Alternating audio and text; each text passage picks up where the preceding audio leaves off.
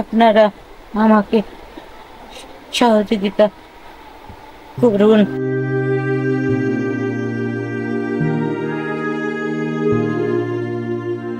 ৪৮ বছর বয়সী সোলাইমান ইসলাম পেশায় ছিলেন ঝালমুড়ি বিক্রেতা। রাজশাহী নগরীর শিরোইল কলোনিতে বর্তমানে বসবাস করছেন। হতাশা আর অসহায়ত্বের সর্বোচ্চটুকু দেখেছেন তিনি। তবে অতীতে একজন ঝালমুড়ি বিক্রেতা থাকতেই নিজ উপার্জনেই বাড়ি নির্মাণ করেছিলেন। স্ত্রী দুরারোগ্য ব্যাধিতে আক্রান্ত হওয়ায় স্বপ্নের বাড়ি বিক্রি করেও সুস্থ করে তুলতে পারেননি তাকে। বর্তমানে তিনি অসুস্থ স্ত্রীকে নিয়ে একেবারেই অসহায় অবস্থায় দিন পার করছেন বলে জানান। শহরে আমার বাড়ি ছিল হাফ কাটা মাটির উপরে 2টা রুম, সেটাও আমার বেচা হয়ে গেছে 2 বছর আগে। ওটা বেচে আমি কলকাতায় ট্রিটমেন্ট করেছি, সেটাও আর আমার কাছে নাই যে তাকে ট্রিটমেন্ট করবো। প্রায় মোটামুটি 8-10 লাখ টাকা আমার খরচ বাবদ হয়ে গেছে। তো এখন আমার কাছে মানে একবারে অচল যে কিছু করবো সে সমর্থ নাই। শহরের বাড়িটা বেঁচে দিয়েছি, পরের বাড়িতে আছি, পরের বাড়িতে থাকছি, এই তো চলছে জীবন। তো যা পারেন আপনারা যদি আমাকে হেল্প করেন বা সাহায্য করেন তো খুব উপকার হতো আপনাদের কাছে। বছর 4 আগে সুলাইমান ইসলামের স্ত্রী সোনালী বেগম হঠাৎ শ্বাসকষ্টজনিত সমস্যায় অসুস্থ হয়ে পড়েন। পরে তাকে চিকিৎসকের কাছে নিলে ফুসফুস নষ্ট হয়ে গেছে বলে জানান চিকিৎসক। ফলে বেঁচে থাকার জন্য নিতে হবে কৃত্রিম অক্সিজেন।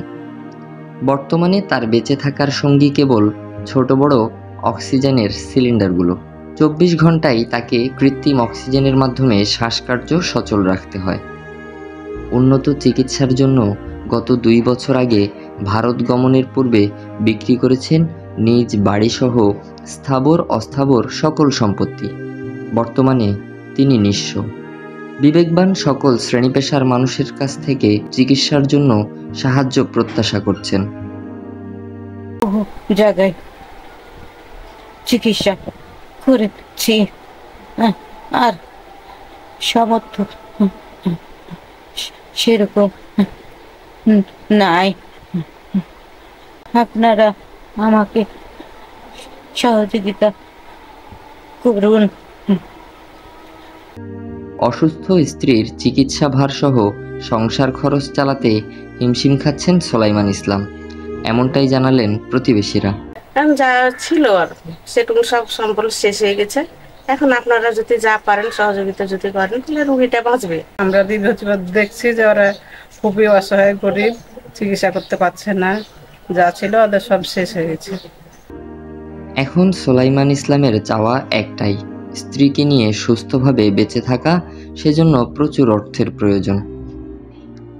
চিকিৎসক জানায় উন্নত চিকিৎসা পেলে সুস্থ হয়ে উঠবেন স্ত্রী সোনালী বেগম।